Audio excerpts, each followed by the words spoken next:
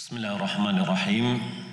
Assalamualaikum warahmatullahi wabarakatuh. Innal hamdalillah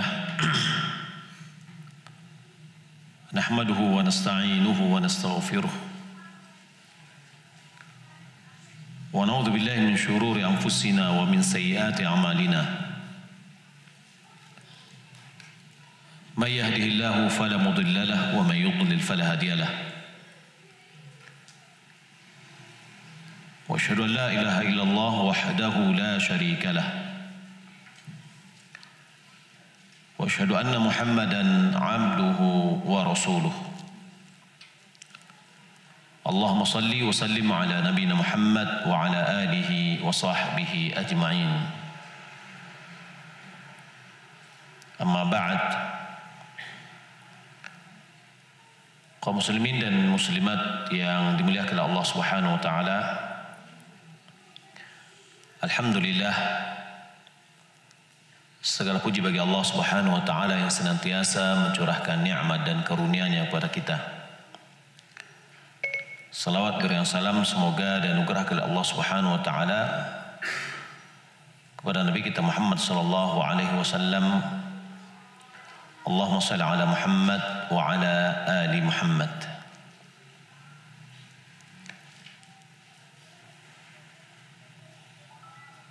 Kembali kita melanjutkan hadis dari hadis Arba'in An-Nawawiyah yang telah disempurnakan oleh Ibnu Rajab menjadi hadis 50 hadis. Malam ini kita akan mempelajari hadis yang ke-12.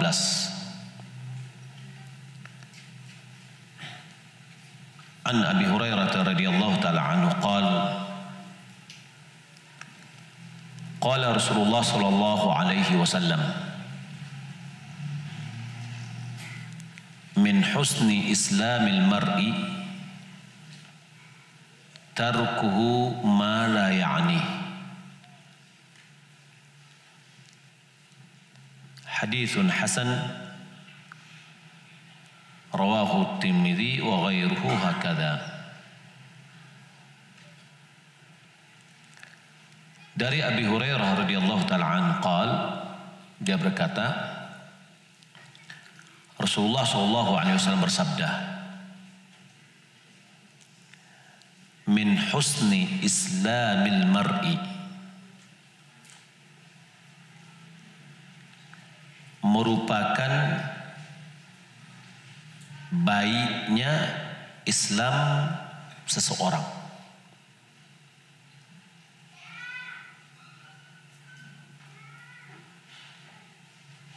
Tarkuhu ma la ya'ni, dia meninggalkan apa yang tidak berkepentingan dengannya.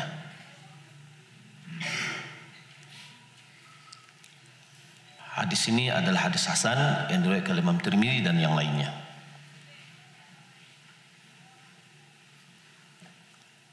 Hadis ini diriwayatkan oleh Abu Hurairah.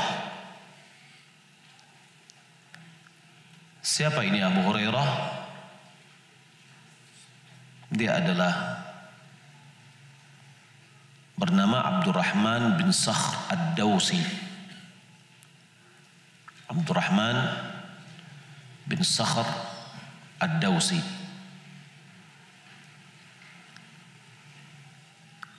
Di zaman jahiliyah dia dikenal dengan nama yang bermacam-macam.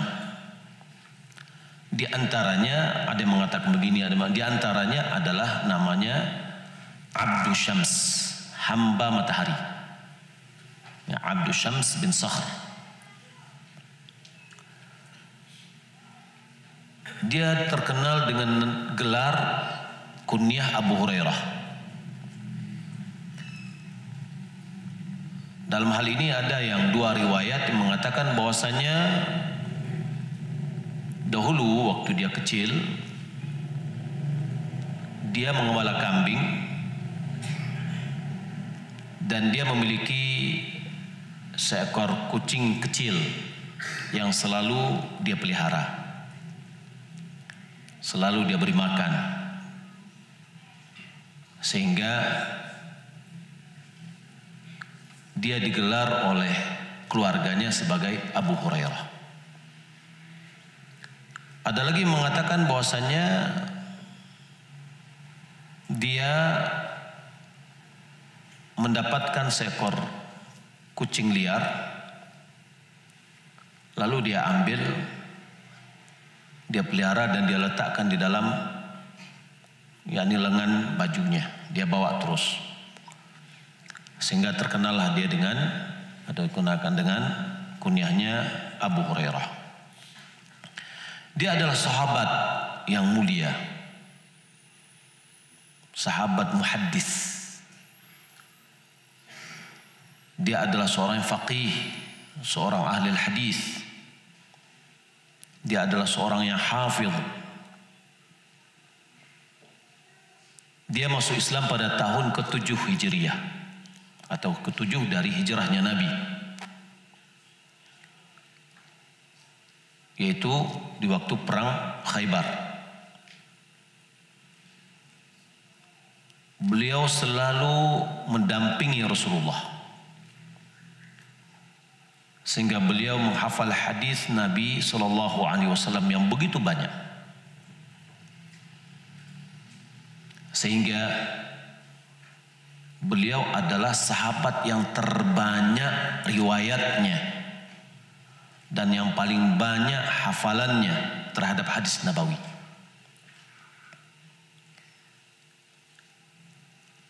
Hadis Abu Hurairah ini dihitung oleh ulama di dalam Musnad Baqi bin Makhlad, jumlah hadisnya 5.374.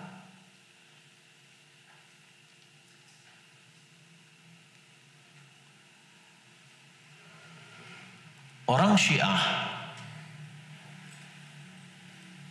tidak suka dengan Abu Hurairah,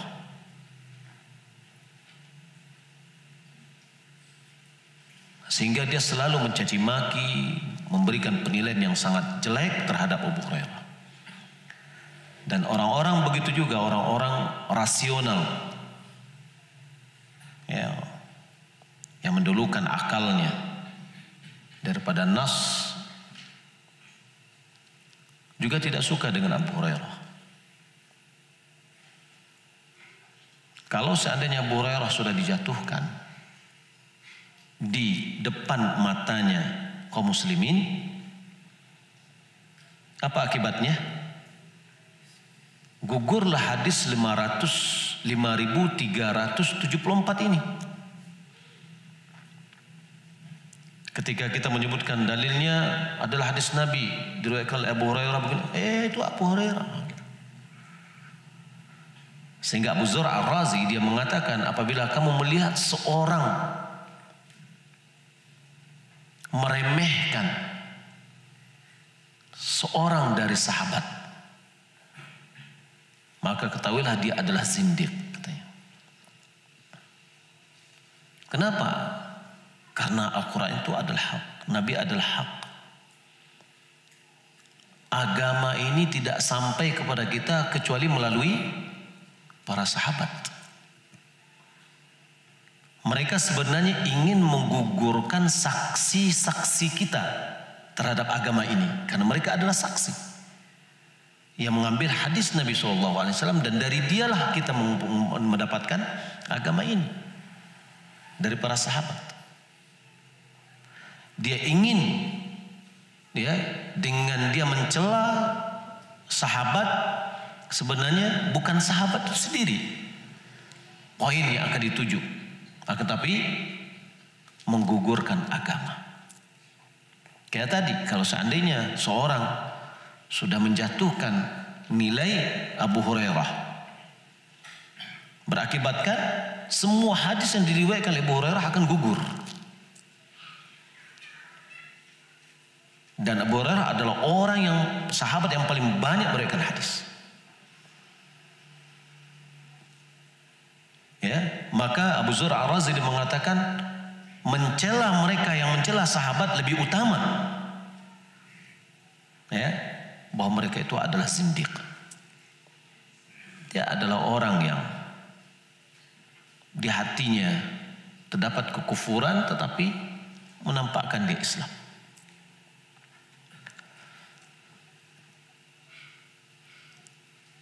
Abu Hurairah radhiyallahu taala di dalam kehidupannya, beliau pernah menjabat sebagai gubernur di Bahrain pada zaman Khalifah Umar bin Khattab. Dan beliau juga pernah menjadi gubernur kota Madinah pada tahun 40 sampai 41 Hijriah. Yang pada zaman Nabi, beliau sebagai siapa? Sebagai anggota ahli suffah, yaitu orang yang diberi makan oleh Rasulullah, yang tinggal di masjid Nabi, yang dia tidak punya keluarga pada saat itu. Di antara orang-orang yang tidak senang dengan Abu Hurairah radhiyallahu taala an, mereka mempertanyakan, kenapa hadis Abu Hurairah ini banyak? Sementara dia hanya bersama Rasulullah kurang lebih 3 tahun. Sementara Abu Bakar, Umar, Utsman dan Ali adalah orang-orang dekat Rasulullah, tidak semuanya hadisnya Abu Hurairah. Maka ulama menjawab ini dengan beberapa jawaban. Di antara yang pertama, Abu Hurairah ketika dia sudah masuk Islam, dia tinggal di masjid dan dia selalu mulazamah Rasulullah SAW, menghadiri majlis Rasulullah. Yang kedua, karena doa Rasulullah SAW untuk dia untuk bisa menghafal.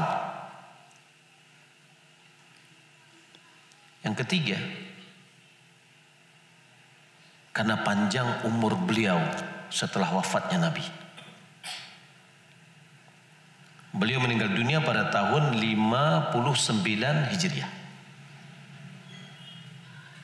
Berbeda dengan Abu Bakar. Abu Bakar Siddiq,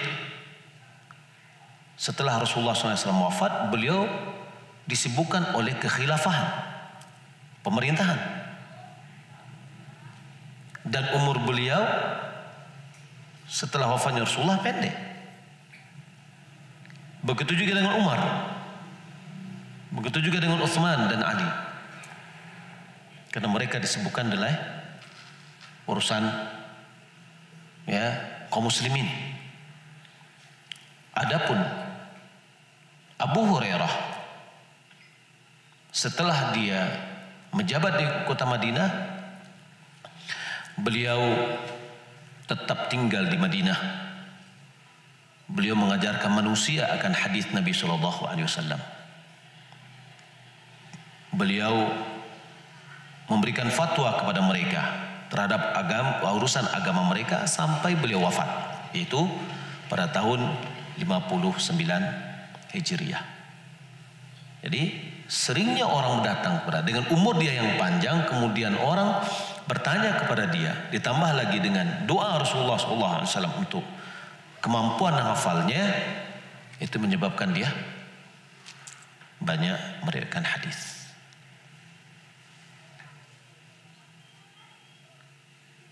Hadis ini kaum muslimin dan muslimat yang dimuliakan Allah Subhanahu wa taala, min husni islamil mar'i tarkuhu ma la ya'ni. Hadis ini adalah aslun azimun, yaitu dasar yang agung dari dasar-dasar adab. Adab etika, atau misalkan karakter. Ini adalah hadis yang agung di dalam menjadikan dasar pokok sumber adab.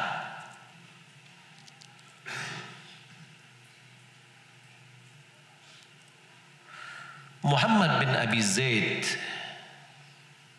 Imam Malikiyah pada zamannya, dia mengatakan,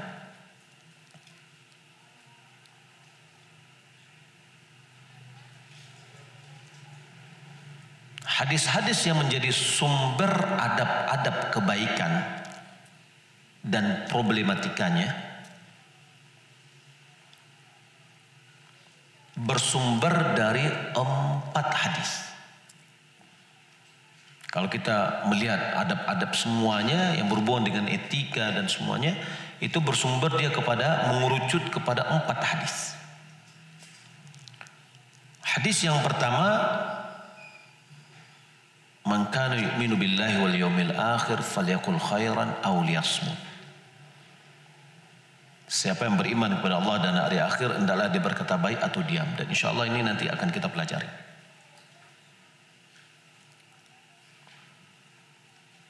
Hadis yang kedua, hadis yang kita pelajari di bab ini, hadis yang ke-12 ini. Min husni islamil mar'i tarkuhu ma la ya'ni. Hadis yang ketiga adalah hadis sabda Nabi kepada orang, sabda Nabi atau perkataan Nabi kepada orang yang minta wasiat. Nabi ringkas wasiatnya, yaitu ucapannya la taghdab. Ini juga akan kita pelajari. Yang keempat adalah hadis Nabi SAW mengatakan, la yu'minu ahadukum hatta yuhibba li akhihi ma yuhibbu li nafsihi. Ini 4 hadis, maka ini adalah jima'ul adab al-khair, yakni kumpulan adab-adab kebaikan berada di dalam hadis ini. Maka diantaranya adalah hadis yang kita pelajari ini, dan insya Allah kita akan mempelajari makna dari hadis ini. Mudah-mudahan sama-sama kita bisa mempelajarinya. Makna secara global hadis ini bahwa seorang muslim dia meninggalkan apa yang tidak berkepentingan terhadap dirinya, apa yang bukan urusannya, apa yang bukan perhatiannya, dari perkara-perkara agama dan dunia, baik perkataan atau perbuatan.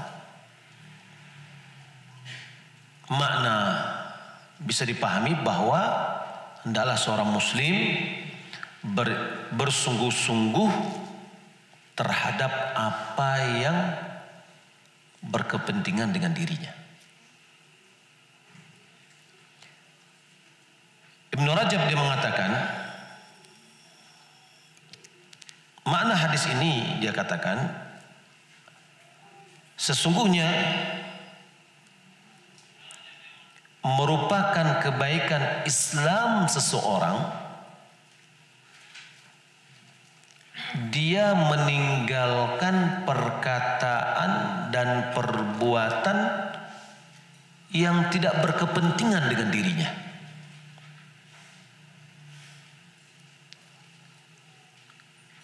Dan dia mencukupkan dirinya atas apa yang dia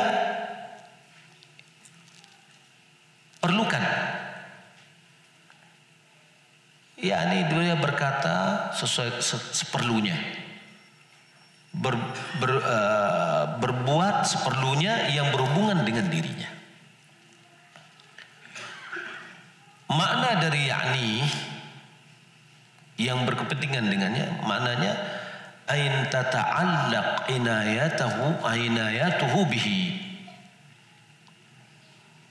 yaitu inayah, perhatian dia berkaitan dengan sesuatu, dengan yang dia perhatikan. Ini namanya yakni, yang dia inginkan. Dia punya keinginan tertentu, maka dia akan memberikan seluruh perhatiannya kepada sesuatu itu. Itu namanya yakni, yang diinginkannya. Ya, maka sesuatu tadi itulah maksud dan keinginan yang dia ingin dapatkan. Wal inayah, perhatian adalah syiddatul ihtimam bisyai. Perhatian yang bersangatan terhadap sesuatu, itu namanya ya inayah. Perhatian yang dalam akan sesuatu, maka itu namanya inayah. Yani apabila seorang pengen, maka dia akan memberikan seluruh perhatiannya terhadap yang diinginkannya. Maka itulah yang disebut dengan inayahnya. Baik. Namun ini bukan bermaksud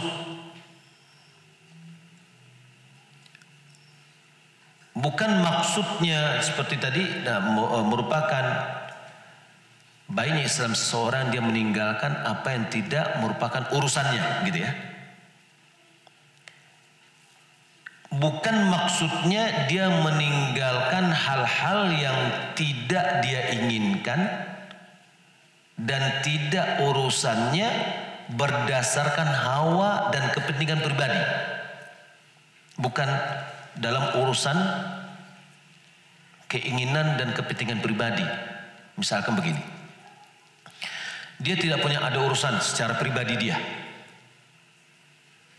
tinggalkan itu, ya. Bukan ini maksud dalam hadis. Ada orang ngobrol, dia tidak mau ngobrol di situ karena tidak ada urusan dia dengan orang tersebut. Bukan itu yang dimaksud dalam hadis. Akan tetapi yang dimaksud oleh hadis adalah apa yang diinginkan oleh Islam, apa yang diinginkan oleh syariat, ya, yakni dia meninggalkan apa-apa yang tidak ada kepentingan dengan dia dari sisi syariat.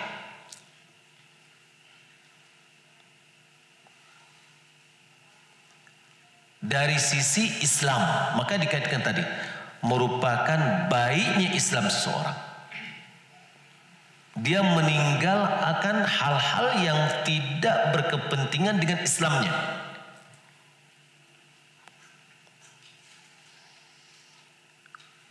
Maka oleh karena itu dalam hadis ini disebutkan, dikaitkan dengan husnul Islam, baiknya Islam seseorang, dikaitkan dengan baiknya agama seseorang. Bukan baiknya pribadi seseorang, tapi baiknya Islam seseorang. Apabila Islam seseorang baik, dia akan meninggalkan hal-hal yang tidak ada kepentingan dengan dirinya di dalam sisi Islam, syariat. Baik itu dalam perkataan maupun perbuatan. Ketika dia mau berbicara, ini ada urusannya enggak dalam agama? Oh, enggak ada urusannya dalam agama, dia tinggalkan. Oh, ada bermanfaat untuk agamanya, dia lakukan, dia ucapkan. Dia berbuat sesuatu, apakah perbuatan yang dia lakukannya ini ada unsur agama atau tidak ada unsur agama? Ketika tidak ada hubungannya dengan agama, dia tinggalkan. Ketika ada hubungannya dengan agama, dia lakukan. Maka Islam menuntut kita untuk mengamalkan yang wajib. Ya, menuntut kita untuk melakukan hal-hal yang wajib. Berarti melakukan hal-hal yang wajib di dalam agama kita bagian dari apa? Bagian inayah kita, bagian yang menjadi pusat perhatian kita. Ya. Kemudian Islam yang sempurna, yang terpuji, Islam yang sempurna, yang terpuji adalah orang yang meninggalkan hal-hal yang tidak berkepentingan dengan Islamnya. Apa saja yang tidak berkepentingan dengan Islam? Hal-hal yang haram. Ya, hal-hal yang haram harus kita tinggalkan karena tidak ada kepentingan dengan Islam. Ya, di sini dikatakan innal Islamul kamil mamduh. Sesungguhnya Islam yang sempurna yang terpuji masuk di dalamnya meninggalkan hal-hal yang diharamkan. Sebagaimana sabda Nabi SAW, al-Muslim man salima al-muslimuna min lisani wa yadihi. Orang Islam itu adalah orang kaum muslimin selamat dari lisannya dan tangannya. Mengganggu orang itu adalah haram. Menyakiti orang adalah haram, baik dengan lisan maupun dengan tangan. Maka meninggalkan yang diharamkan termasuk bagian dari Islam yang sempurna yang terpuji. Maka apabila Islam itu baik, yakni Islam seseorang, agama seseorang maksudnya. Agama seorang itu apabila baik, menuntut dia berkonsekuensi meninggalkan apa-apa yang tidak berkepentingan dengan dirinya dari sisi agamanya. Berarti dia meninggalkan seluruh yang haram. Islam seorang baik, maka dia meninggalkan seluruh yang diharamkan. Dia juga meninggalkan seluruh yang syubhat. Juga dia meninggalkan yang makruh. Karena itu tanda baiknya Islam dia, baiknya agamanya, agama pribadi dia nih. Seorang dikatakan muslim yang baik, muslim yang agamanya yang baik adalah orang yang meninggalkan hal-hal yang tidak berkepentingan dengannya dari sisi keagamaannya, mulai dari sisi dari hal-hal yang diharamkan, hal-hal yang syubhat, hal-hal yang makruh, termasuk hal-hal yang berlebihan dalam hal yang mubah yang tidak diperlukan. Ya, apa contohnya? Ada orang boleh nggak dia beli kursi, beli meja, tapi dia beli melebihi dari kebutuhan dia. Karena dia banyak uang, belilah yang mahal-mahal. Termasuk juga dekorasi yang sebenarnya tidak ada kepentingannya, walaupun itu mubah. Maka itu dia tinggalkan. Kenapa? Karena itu adalah bagian ma la ya'ni. Ya. Karena hal-hal yang diharamkan, hal-hal yang syubhat, hal-hal yang makruh, berlebihan dalam hal yang mubah yang tidak diperlukannya, itu adalah bagian dari yang tidak dibutuhkan oleh seorang muslim. Apabila Islam atau agamanya sempurna dengan meninggalkan yang tadi, ya, yang hal-hal yang tidak kepentingan dia tinggalkan, maka sampailah dia kepada tingkat, kepada derajat ihsan. Ya, apa itu ihsan? Aya'budallah, an ta'budallah ka'annaka tarahu fa illam takun tarahu fa innahu yarak. Yani seorang hamba dia mengibadati Allah Subhanahu wa taala seakan-akan dia melihat Allah. Jika dia tidak melihatnya, maka dia meyakini bahwasanya Allah melihatnya. Maka siapa yang mengibadati Allah dengan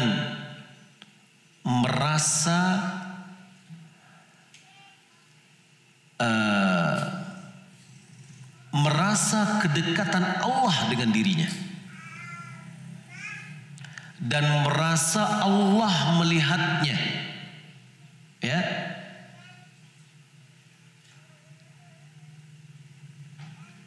mayabudullah ka'annahu yarahu, ya.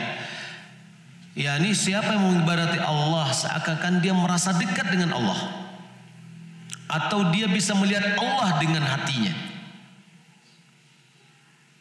ya. Atau dari sisi yang lain, yang kedua, dia mengibadati Allah merasa Allah dekat dengannya, ya, bahwasanya Allah melihatnya. Maka dengan demikian Islamnya akan menjadi baik. Karena ketika setiap gerak-geriknya dia selalu merasa dekat dengan Allah. Dia selalu merasa melihat kepada Allah dengan hatinya. Atau sebaliknya, ketika dia berbuat melakukan sesuatu, dia merasa Allah selalu dekat dengannya. Dan dia merasa bahwasanya Allah selalu memantaunya. Kalau seandainya seseorang sudah mengibadati Allah sampai kepada tingkat ini, maka akankah dia akan berbuat maksiat? Tidak. Maka dia akan menyibukkan dirinya dengan sesuatu yang dia inginkan, ya, yang berkepentingan dengan apa kepentingannya? Ada beribadah kepada Allah Subhanahu wa taala. Dia akan lebih serius dalam beribadah kepada Allah Subhanahu wa taala. Ketika seorang beribadah kepada Allah sudah derajat ihsan, yaitu dia merasa ketika dia beribadah dia merasa dekat dengan Allah, dia merasa melihat kepada Allah. Atau ketika dia beribadah, dia merasa Allah dekat dengannya dan melihatnya, maka lahirlah rasa malu kepada Allah, ya, akan lahirlah rasa malu kepada Allah Subhanahu wa taala. Kemudian meninggalkan setiap sesuatu yang menjadikan dia malu kepada Allah.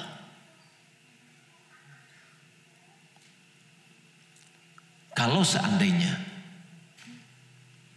seorang segan kepada orang lain, malu dia pada orang lain, apakah dia akan melakukan sebuah perbuatan di hadapan orang tadi untuk menjadikan dia malu? Tidak. Dia akan menjaga bagaimana dia tidak merasa malu, karena dia malu kepada orang yang dia agungkan. Bagaimana dengan Allah Subhanahu wa taala? Ketika dia sudah merasa dekat dengan Allah Subhanahu wa taala, maka dia malu kepada Allah, dan dia tidak mau berbuat sesuatu yang bisa menjadikan dia malu kepada Allah Subhanahu wa taala. Maka dari hadis ini sebagian ulama mengatakan, ya, ketika seorang beribadah sudah sampai kepada derajat dia merasa derajat ihsan, muncul rasa malunya kepada Allah, ya, maka ulama mengatakan istahi minallah ala qadri qurbihi minka. Malulah kepada Allah seukuran kedekatannya kepadamu. Kedekatan Allah kepadamu. Orang akan merasa malu kepada Allah sesuai dengan rasa kadar kedekatannya. Yakni ketika seorang merasa jauh dari Allah, dia akan berbuat seenak-enaknya. Sebagaimana misalkan seorang anak dia malu dengan orang tuanya. Ketika jauh-jauh dari orang tuanya, dia akan bisa berbuat apa saja. Ketika dia di hadapan orang tuanya, dia tidak akan berbuat apa-apa. Ya. Nah, kita dengan Allah Subhanahu wa taala, rasa malu kita ini juga seperti itu. Rasa malu kita kepada Allah seukuran dengan kedekatan kita kepada Allah Subhanahu wa taala. Dan rasa takut kita kepada Allah seukuran dengan keagungan Allah pada hati kita.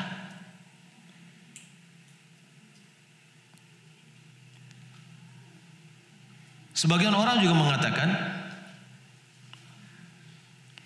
idza takallamta, apabila engkau berbicara, fadhkur sam'allahu laka, fadhkur sam'allahi laka. Apabila engkau berbicara, ingat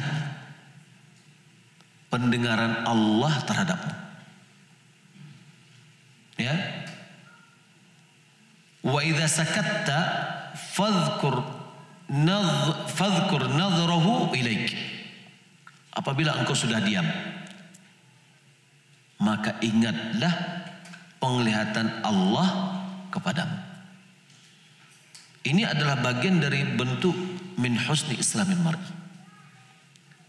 yakni apabila seorang berbicara, kadang-kadang dia lupa dengan pendengaran Allah, sehingga dia berbicara dengan pembicaraan-pembicaraan yang tidak berkepentingan, yakni tidak diridhai oleh agama.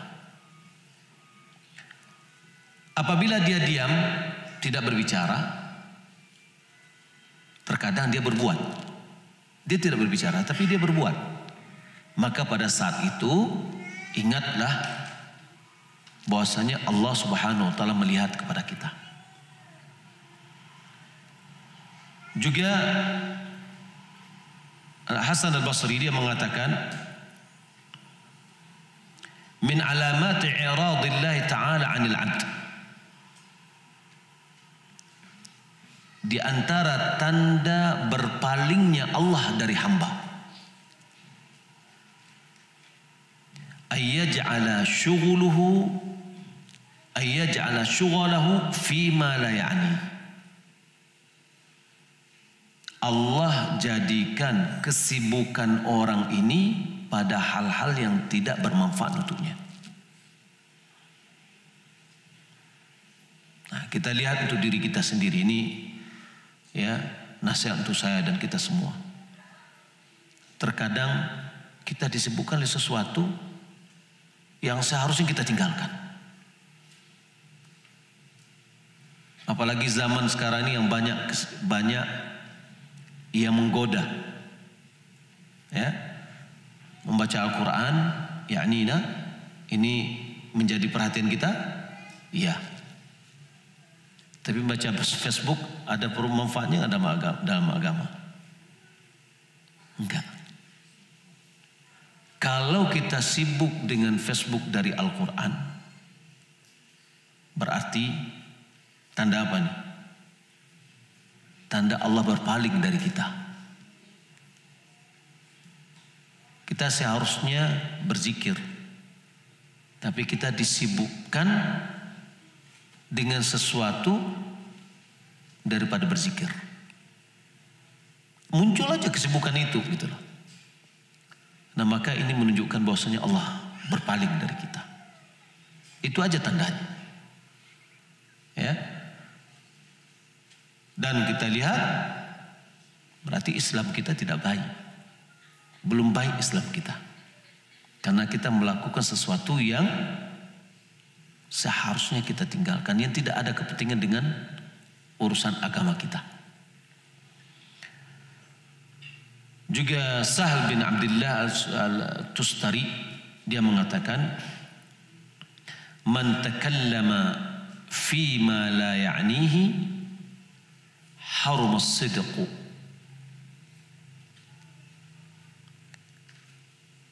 atau hurim as-sidq. Siapa yang berbicara pada apa yang tidak berkepentingan dengannya, maka dia terhambat dari kejujuran.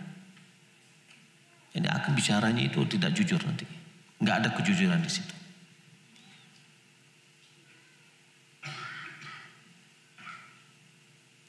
Kemudian juga Ma'ruf dia mengatakan kalamul abdi fima la ya'ni khudlanun minallah. Seorang hamba berbicara pada apa yang tidak berkepentingan dengannya, ya, la ya'ni ini maksudnya apa? Tidak berkepentingan dalam agama. Ya. Maka ini merupakan khudlanun minallah, pembiaran dari Allah Subhanahu wa taala. Maka oleh karena itu hendaklah kita berupaya memperbaiki diri kita, di mana kita berupaya memperbaiki agama kita, Islam kita. Bagaimana caranya? Dengan meninggalkan hal-hal yang tidak berkepentingan dengan agama kita. Apa saja yang berkepentingan dengan agama kita adalah melakukan yang wajib. Apa-apa saja yang tidak berkepentingan dengan agama kita adalah dengan meninggalkan hal-hal yang muharram, meninggalkan yang hal-hal yang syubhat, meninggalkan yang makruh. Karena makruh itu adalah bagian dari larangan yang harus kita tinggalkan. Ketika kita melakukannya, ya, berarti kita melakukan sesuatu yang seharusnya kita tinggalkan. Kemudian juga berlebihan dalam hal-hal yang mubah. Artinya menandakan baiknya Islam kita adalah kita betul-betul bersungguh-sungguh di dalam melakukan hal-hal yang menjadi pusat perhatian kita untuk agama kita, untuk diri kita sendiri, untuk kesolehan kita. Kita tinggalkan apa-apa saja yang akan mengganggu kesolehan kita. Ini adalah bagian dari husnul islamil mar'i. Lalu apakah ada keutamaan meninggalkan sesuatu yang tidak menjadi perhatian kita, ya, tidak menjadi urusan kita? Ya, punya keutamaan. Meninggalkan sesuatu yang tidak ada urusannya dengan kita ada memiliki keutamaan. Karena hadis ini menunjukkan bahwa meninggalkan hal-hal yang tidak menjadi urusan seorang merupakan tanda baiknya agama dia. Baiknya agama dia. Apabila dia meninggalkan hal-hal yang tidak berkepentingan dengan dia, lalu dia melakukan hal-hal yang berkepentingan yang berkaitan dengan dia, maka telah sempurna agamanya. Jadi apa yang tidak ada urusannya dalam agama kita dia tinggalkan. Kemudian apa yang berkepentingan dengan agamanya, itu hal-hal yang wajib dilakukannya, maka agamanya sudah sempurna. Ya, dia tinggalkan yang haram, dia tinggalkan yang syubhat, dia tinggalkan makruh, dia tinggalkan berlebihan dalam hal mubah, lalu dia jalankan yang wajib-wajib, kemudian dia tinggal yang dia laksanakan lagi yang sunat-sunat, maka telah sempurna agamanya. Lalu apa keutamaannya? Ya, kalau Islam seorang itu sudah betul sempurna, berarti dia laksanakan yang wajib, dia laksanakan yang mustahab, yang anjuran, dia tinggalkan yang haram, dia tinggalkan yang syubhat, dia tinggalkan yang makruh, dia tinggalkan hal yang mubah tapi berlebihan dalam hal yang mubah yang dia tidak mau berkepentingan dengannya, maka dia akan mendapatkan sebuah keutamaan, yaitu berlipat gandanya pahala-pahala yang dia lakukan dan terhapusnya dosa-dosa dia. Dan ini akan kita sebutkan insyaallah setelah azan, ya, hadis-hadis yang berkaitan dengan ini. Kita azan dulu, setelah itu kita lanjutkan. Baik, Bapak Ibu dimulakan oleh Allah Subhanahu wa taala, terdapat beberapa hadis yang menjelaskan keutamaan baiknya Islam seseorang. Bahwasanya orang yang Islamnya baik itu ada memiliki keutamaan. Dan bahwasanya kebaikan dia itu dilipat gandakan. Dan dosanya dihapus. Itu adalah keutamaan dari orang yang Islamnya baik.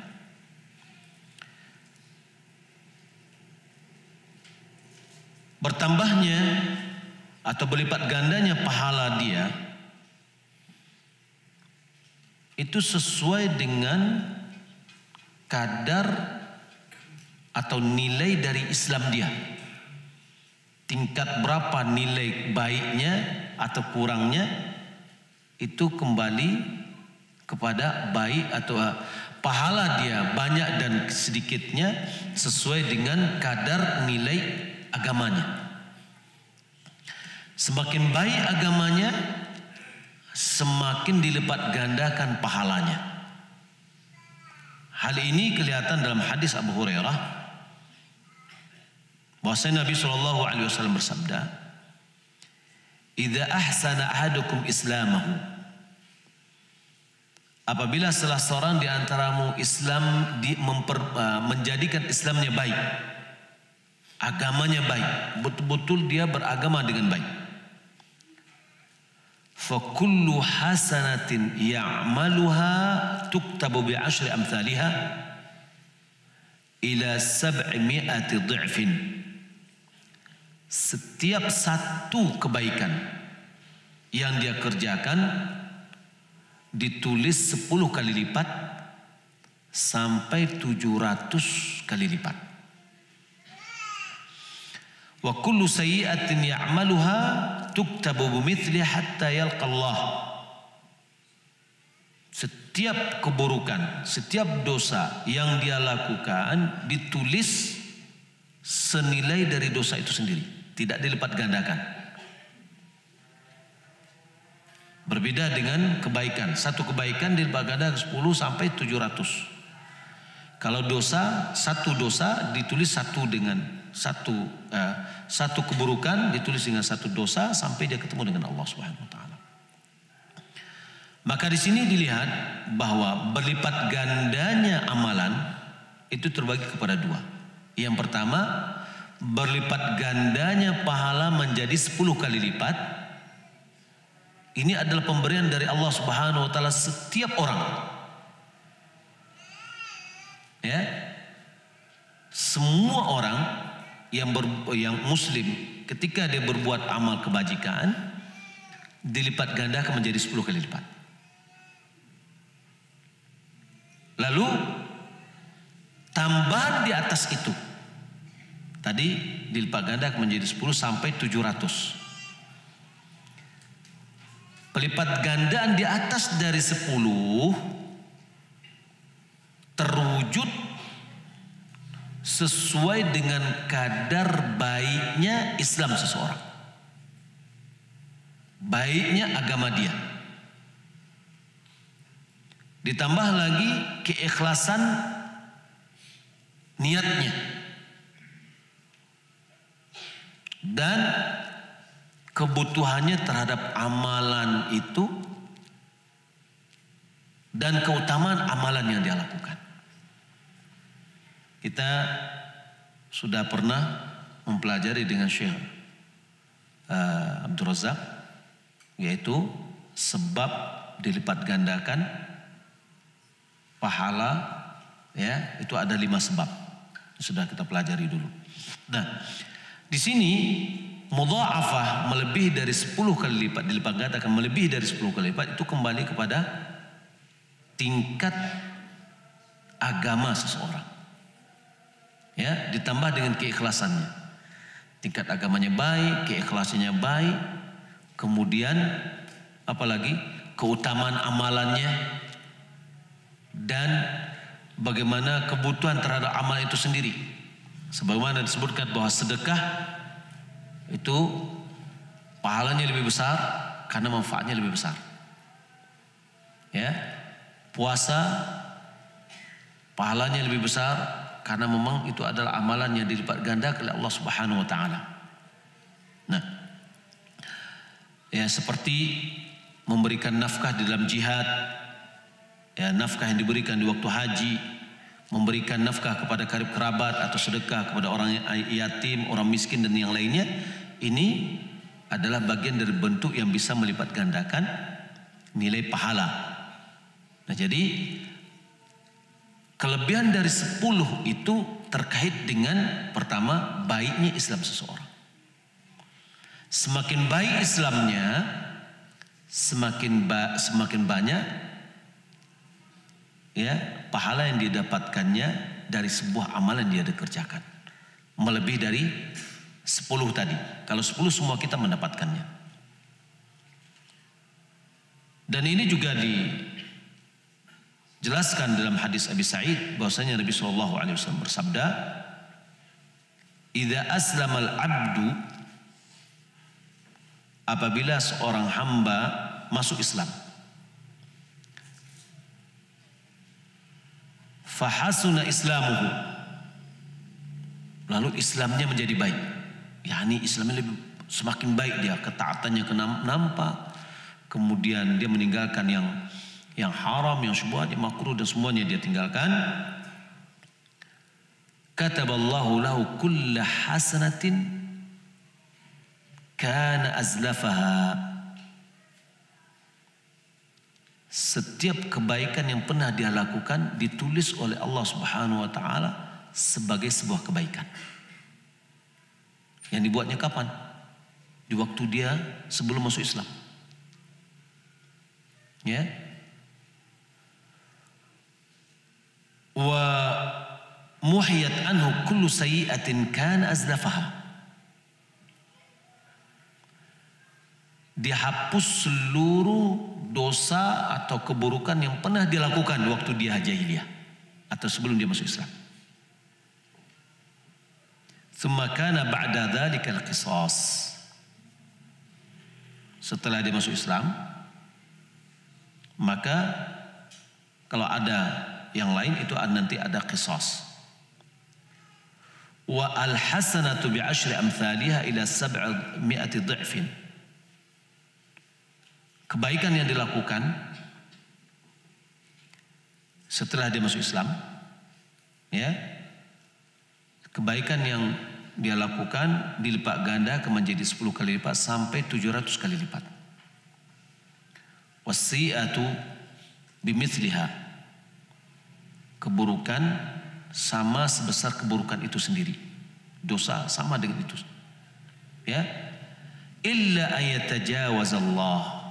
Kecuali kalau Allah maafkan, maka Allah Subhanahu wa taala tidak mengadabnya. Nah, maksud dari hasanat dan sayyiat, maksud dari kebaikan dan keburukan yang pernah dia lakukan itu adalah perbuatan yang dilakukannya sebelum dia masuk Islam. Dan ini menunjukkan bahwa seseorang diberi pahala dengan kebaikan yang pernah dia lakukan pada saat dia masih kufur, masih kafir. Jika dia masuk Islam, ya, kalau kita tahu dengan kawan-kawan yang bukan Muslim, tapi dia adalah orang yang baik, hatinya santun dan seterusnya, kasih dia motivasi itu, bahwasanya apa yang telah dia lakukan ini bukan hilang begitu saja, ya, dia akan menjadi pahala saldo dari pahala dia apabila dia masuk Islam. Tapi kalau dia tidak masuk Islam, ya sudah terbuang. Ya, tidak ada nilai di sisi Allah Subhanahu wa taala. Kemudian dosa-dosanya yang pernah dia lakukan terhapus. Ya. Apa yang menghapusnya? Karena dia masuk Islam. Ya. Dengan syarat Islamnya baik. Kalau seandainya dia masuk Islam, syahadat, tapi nggak sholat, apa yang dilakukan dari zaman jahiliyah sebelum dia masuk Islam masih itu juga, ya, berarti tidak baik Islamnya, tidak baik agamanya, ya. Kemudian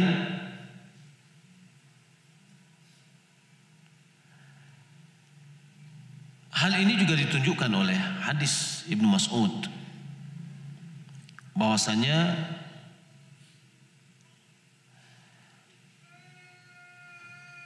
Ibnu Mas'ud dia mengatakan, kami mengatakan kepada Rasulullah, ya Rasulullah, anu akhad bima amilna fil jahiliyah, apakah kita dihitung dan disiksa dengan apa yang kita lakukan pada zaman jahiliyah dahulu? Qal amma man ahsana minkum fil Islam fala yu'akhad biha.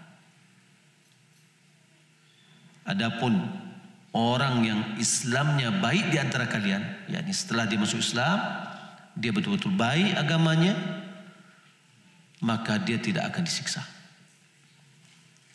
Wa man asaa ukhidha bi'amali fil jahiliyah wal Islam. Siapa yang berbuat buruk, maka dia disiksa dengan amalannya di waktu jahiliyah dan amalannya setelah dia masuk Islam.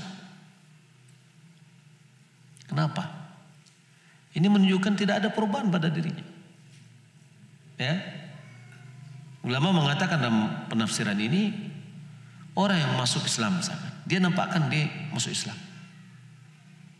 tapi dia tidak menjalankan yang wajib, tidak meninggalkan yang haram.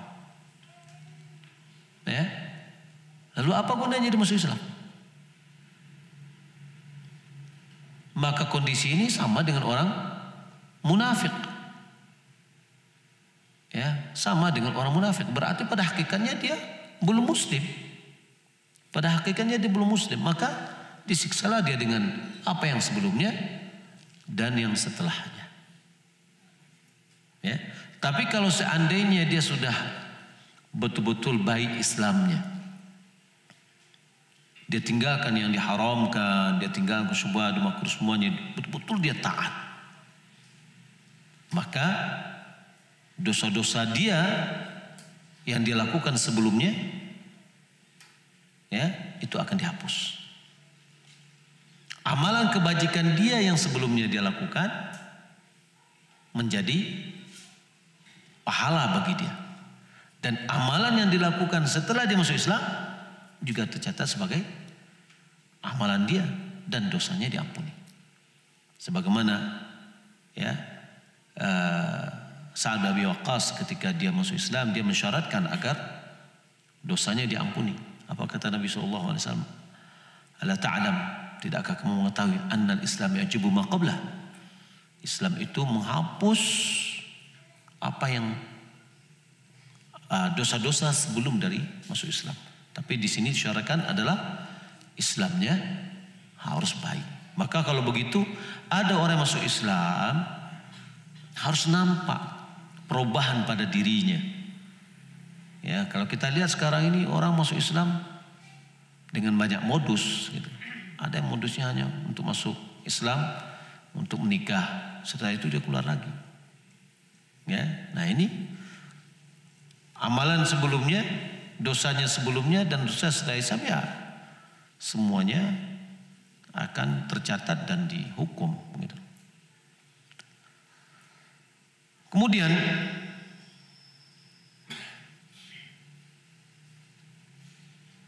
bagaimana dengan syirik yang dia lakukan ketika jahiliyah, apakah diganti dengan kebaikan? Ini dosa-dosanya tadi kan dihapus. Apakah dosa-dosanya ini diganti dengan pahala? Ya, betul. Dia akan diganti dosa-dosanya menjadi pahala. Hal ini berdasarkan firman Allah Subhanahu wa taala, "Illa man taba wa amana wa amila amalan salihan fa ulaika yubaddilullahu sayyi'atihim hasanat." Ya, dalam surah Al-Furqan yang mulai dari walladzina la yad'una ma'allahi ilahan akhar, yaitu surah Al-Furqan ayat 68 sampai 70, ya, kecuali orang-orang yang bertaubat, beriman kepada Allah, beramal-amal saleh, maka mereka itu Allah ganti dosa-dosanya dengan kebaikan. Orang yang pernah berbuat dosa lalu dia betul-betul bertobat kepada Allah Subhanahu wa taala, beriman dan beramal soleh, maka dosa-dosanya diganti oleh Allah Subhanahu wa taala sebagai kebaikan. Kemudian juga terdapat hadis-hadis yang jelas-jelas menunjukkan bahwa orang kafir apabila dia masuk Islam dan Islamnya baik, maka keburukan-keburukannya diantaranya adalah syirik akan diganti oleh Allah Subhanahu wa taala sebagai pahala. Ya, jadi subhanallah, mereka masuk Islam bukannya kosong semuanya, nol, mulai dari titik nol gitu ya. Artinya tidak ada pahala, tidak ada dosa, tidak ada dosa, banyak pahala. Kebaikan yang pernah dia lakukan dan dosa yang pernah dia lakukan juga, dosa dihapus nilainya, jadi saldo dosanya nol. Dan dosa-dosa yang dilakukan dahulu ketika Islamnya baik, setelah dia masuk Islam, maka itu diganti oleh Allah Subhanahu wa taala sebagai, ya, saldo pahala. Subhanallah.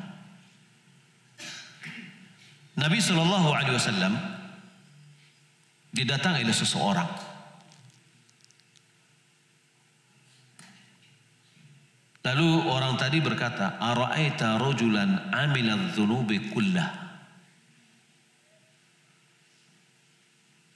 Ara'aita rajulan 'amila adh-dhunuba kullaha. Bagaimana pendapatmu seorang yang melakukan dosa seluruhnya? Walam yatruk hajatan wala dajatan fahal lahu min taubah. Dia tidak pernah meninggalkan, ya, artinya dia lakukan semua dosa, sampai dosa kecil dan dosa besar dia lakukan. Apakah dia memiliki taubat? Kata Nabi SAW, faqal, aslamta? Apakah engkau masuk Islam? Qala na'am. Katanya iya. Qala faf'alil khairat watruk sayyi'at. Lakukanlah kebaikan, tinggalkanlah yang buruk-buruk. Fayaj'alaha Allahu laka khairatin kulliha. Maka Allah Subhanahu wa taala akan jadikan semuanya itu adalah kebaikan bagimu. Ya, apa yang dia lakukan selama sebelum dia masuk Islam, seluruh dosa dia lakukan, dosa besar, dosa kecil dia lakukan. Maka dengan dia bertaubat, yaitu dengan masuk Islam, kemudian dia ikuti setelah dia bertobat itu atau dia masuk Islam, dengan Islamnya menjadi baik. Dalam bentuk kebaikan dia lakukan, keburukan dia tinggalkan.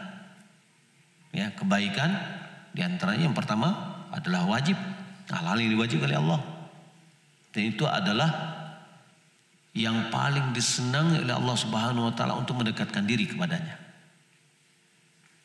Dan kemudian yang kedua, amalan sunat yang dia lakukan. Ya, amalan sunat yang dia lakukan. Yaitu adalah faktor yang bisa menjadikan dia dicintai oleh Allah Subhanahu wa taala. Kemudian yang dia tinggalkan hal-hal yang diharamkan. Syubhat, makruh, dan hal-hal yang dia tidak perlukan walaupun mubah. Ya. Ini dia tinggalkan keburukan. Maka Allah Subhanahu wa taala jadikan seluruhnya adalah kebaikan baginya. Lalu qal wa ghadarati wa fajarati, segala bentuk kepengkhianatan dalam bentuk maksiat bagaimana? Ya, seluruhnya bagaimana? Qala na'am. Ya, itu semuanya akan dihapus oleh Allah Subhanahu wa taala dan dijadikan oleh Allah sebagai kebaikan. Fama zala yukabbiru hatta tawara. Dia selalu bertakbir dengan ta'ajub dengan hadis ini. Dia Allahu Akbar, Allahu Akbar sampai dia jauh dari pandangan, berpisah dengan Nabi sallallahu alaihi wasallam. Nah, di sini kaum muslimin dan muslimat yang dimuliakan Allah Subhanahu wa taala, ada beberapa pelajaran yang bisa kita ambil dari hadis Nabi sallallahu alaihi wasallam ini, yaitu yang pertama, kita meninggalkan apa yang tidak ada kepentingan dengan diri kita, baik urusan agama maupun urusan dunia. Sangat merugi kita ini hidup tidak mendapatkan, tidak dunia tidak akhirat. Ya. Kemudian yang kedua, hendaklah seseorang menyibukkan dirinya dengan hal-hal yang bermanfaat bagi dia dari perkara-perkara dunia, perkara agama dan dunianya. Yang ketiga, di dalam meninggalkan hal-hal yang tidak berkepentingan dengan diri kita, itu merupakan ketenangan untuk jiwa kita dan menjaga waktu kita, ya, dan keselamatan terhadap kehormatan diri kita. Kita meninggalkan hal-hal yang tidak berkepentingan dengan diri kita. Itu menjadikan hati kita tenang, waktu kita terjaga, dan kehormatan kita pun selamat. Ya. Dari hadis ini juga menunjukkan bahwa manusia ini dalam Islam tidak satu derajat, tapi dia bertingkat-tingkat sesuai dengan kadar keislamannya. Dan dari hadis ini juga kita mengetahui bahwa tanda baiknya Islam seseorang yaitu dia meninggalkan apa yang tidak berkepentingan dengan dirinya, yaitu yang maksudnya adalah berhubungan dengan agamanya. Maka karena itu kita ingatkan terhadap diri saya sendiri dan kita semua dari perkataan Hasan tadi, ya, Hasan Al-Basri ini sangat terkesan, ya, min alamati i'radillahi 'anil 'abdi, di antara tanda berpalingnya Allah dari seorang hamba, ayyaj'ala syughulahu fima la ya'ni. Allah jadikan kesibukan dia pada hal yang tidak, ya, penting, tidak penting. Ya, kepentingan kita di dunia ini adalah beramal. Kepentingan kita di dunia ini adalah beramal. Ya. Maka kalau kita disibukkan dari hal yang penting dengan tidak penting, berarti ini menunjukkan bahwasanya Allah Subhanahu wa taala berpaling dari diri kita. Maka ini terkadang memang kita lengah, kadang lalai. Ya. Kemudian juga firman Allah Subhanahu wa taala mengatakan dalam surah Qaf, "Man khasyar rahmana bil ghaib wa jaa biqalbin munib." Orang yang takut kepada Allah Subhanahu wa taala dalam kesendiriannya, maka Allah akan berikan kepadanya hati yang munib. Wajah biqalbin munib, dia akan datang dengan hati yang inabah kepada Allah Subhanahu wa taala, yang kembali kepada Allah Subhanahu wa taala. Maka agar hati kita menjadi bersih, menjadi hati yang inabah kepada Allah, kuncinya adalah takutlah kepada Allah di dalam kesendirian. Ya, nah di sini tadi juga disebutkan oleh siapa tadi? Oleh diantaranya orang ulama mengatakan bahwasanya apabila kamu berbicara, maka ingat akan pendengaran Allah kepada kita. Apabila kita diam, ingat penglihatan Allah kepada kita. Ya, karena kita diam mungkin boleh jadi kita beraktivitas. Ya, mungkin kita tidak berbicara karena takut dengan pendengaran Allah. Tapi Allah Maha melihat apa yang kita lakukan. Kita mohon kepada Allah Subhanahu wa taala agar Allah Subhanahu wa taala jadikan kita termasuk orang yang Islamnya baik. Maka hendaklah kita selalu berupaya ya melakukan apa yang menjadi perhatian atau kepentingan kita dalam dunia ini, yaitu beragama kepada Allah Subhanahu wa taala yang sebaiknya. Demikian yang dapat kita sampaikan, semoga bermanfaat. Kita masuk ke tanya jawab.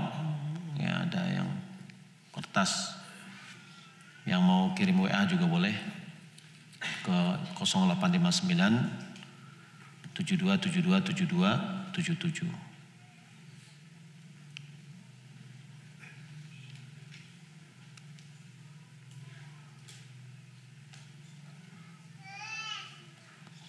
Tercelakah apabila saya yang merasa sudah telat untuk menjadi seorang penuntut ilmu sejati,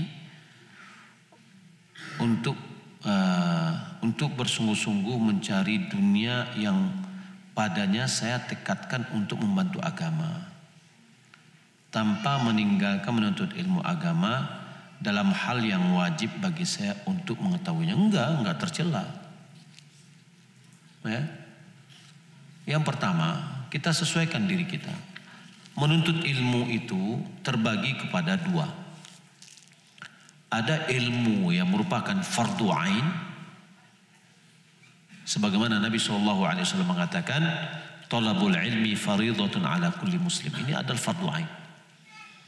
Mana kadar fardu ain itu? Ya, kadar menuntut ilmu kita yang menjadi fardu ain masing-masing diri kita harus menuntutnya adalah yaitu seukuran kita mengetahui benar atau salah ibadah yang kita lakukan. Mana ibadah yang kita lakukan? Ya, sholat. Lalu dari sholat ini mana yang perlu kita ketahui juga? Adalah taharah. Ini setiap hari yang akan kita lakukan nih, ibadah. Maka ini harus kita berilmu dengannya. Apalagi tentang masalah akidah. Kita harus kenal tentang apa itu tauhid, apa itu syirik. Ini harus kita ketahui. Ya. Kemudian Dengan ilmu ini kita juga mengetahui kadar muamalah yang kita lakukan, benar atau salahnya. Apakah ini halal atau haram? Muamalah apa yang akan kita kerjakan? Maka hendaklah kita berilmu dengan ini adalah kadar wajib. Kita tahu amalan kita, ya, tingkat mana yang benar, mana yang salah. Kemudian begitu juga dalam muamalah kita. Selebihnya itu adalah nilainya fardu kifai, fardu kifayah. Mempelajari hadis, mempelajari tafsir, ilmu tafsir, ilmu tafsir, ilmu hadis dan seterusnya, ini adalah fardu kifayah. Ya. Jadi yang wajib kita ketahui di sini adalah bagaimana kita tahu dengan ibadah yang akan kita kerjakan. Setelah itu kita mencari, ya, dunia dengan niat kita untuk memperjuangkan agama, bersedekah. Itu adalah diantara cara kita mendapatkan pahala. Zuhud itu kata Syekhul Islam Ibnu Taimiyah adalah tarku ma la yanfa'u fil akhirah, meninggalkan apa yang tidak bermanfaat di akhirat. Itu yang namanya zuhud. Bukan tinggalkan rumah, tidur di gubuk, tinggalkan mobil, jalan kaki. Ya, itu bukan zuhud. Ya. Akan tapi yang zuhud itu coba lihat. Ibnu Qayyim dia mengatakan Nabi Sulaiman, ya, Nabi Sulaiman dia adalah raja dan dia adalah yakni imam zuhud pada zamannya. Rasulullah SAW adalah imam zuhud, yakni imam yang kita contoh dalam kezuhudan. Termasuk juga dari sahabat Nabi, di antaranya Abdurrahman bin Auf juga disebutkan dia adalah dari tingkat kezuhudan, orang-orang yang zuhud. Dia punya harta yang banyak, tapi hartanya nggak masuk di hati, di tangannya diberikan untuk perjuangan Islam. Ya, nah jadi kalau kita ingin mencari bekerja, mencari dunia dan ya boleh jadi kita kurang di sini, kita dapat pahala di sini lebih banyak. Ya, kita lihat juga keutamaan sedekah. Ketika orang dalam surat Munafiqin, ya, wa anfiqu mimma razaqnakum min qabli an ya'ti ahadakumul maut fa yaqulu rabbi laula akhartani ila ajalin qarib, ya, fa asaddaqa aku minas salihin.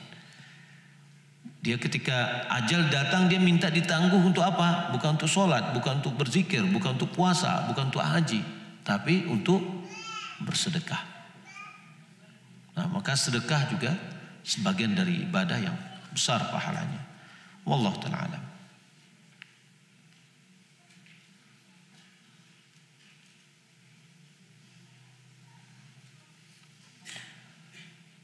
Nasihati saya Ustadz dan doakan saya agar saya bisa keluar dari kecanduan narkoba. Ya. Kita doakan semoga Allah Subhanahu wa taala jauhkan yang bertanya ini dari narkoba. Tentu yang pertama adalah dari dirinya sendiri. Dia harus hijrah. Bagaimana dia hijrah? Dia harus hijrah dari komunitasnya atau kawan-kawannya. Merubah dengan kawan yang jauh dari narkoba. Ya. Kita lihat orang yang membunuh 100 orang. Itu disuruh untuk hijrah. Hijrah, ya, hijrah makan, hijrah tempat. Ya, katanya pergilah kamu ke tempat sana. Di sana orang-orang yang ibadat kepada Allah dan ibadat kepada Allah bersama mereka. Jadi komunitas nih. Jangan kamu kembali kepada negerimu, karena ini adalah negeri yang jelek. Ketika kita kecanduan narkoba, berarti ada komunitas nih. Ya, ada komunitas. Kita subhanallah di Padang kita ada kegiatan di lapas. Ya, Lapas Muaro. Alhamdulillah kajian setiap hari Rabu dan tahsin setiap hari Sabtu. Itu rutin dan kita sudah ada MOU dengan lapas, ada namanya asimilasi, yaitu orang yang hampir habis masa tahanannya dia boleh keluar tapi masuk lagi, ya, untuk bersosialisasi dengan masyarakat gitu. Nah, ini sangat terkait dengan kegiatan kita dan itu yang hadir, masya Allah, ada 9 blok. Satu blok itu 55 orang. Berarti sudah 455 orang yang ikut dengan program ini. Dan alhamdulillah itu juga dengan cara, kan ada bagian yang narkoba, yang tertangkap narkoba dan seterusnya. Dan ini kalau seandainya dia memang sudah tidak mau lagi dengan narkoba, dia dipindahkan. Nah, dinamakan dengan ruang santri. Jadi tidak dinamakan dengan warga binaan, tetapi santri di sana. Sudah ada hafal 1 juz atau lebih. Ya, alhamdulillah. Dan itu penuh masjidnya di dalam. Ya, bermacam-macam ragam mereka. Ya, saya lihat banyak yang tersandung dalam narkoba. Nah, jadi bagi yang bertanya, yang pertama berdoa kepada Allah dengan jujur. Ya, dengan jujur kepada Allah Subhanahu wa taala agar Allah menjauhkan kita dari ini dan menghilangkan kecanduan ini. Wallahu ta'ala.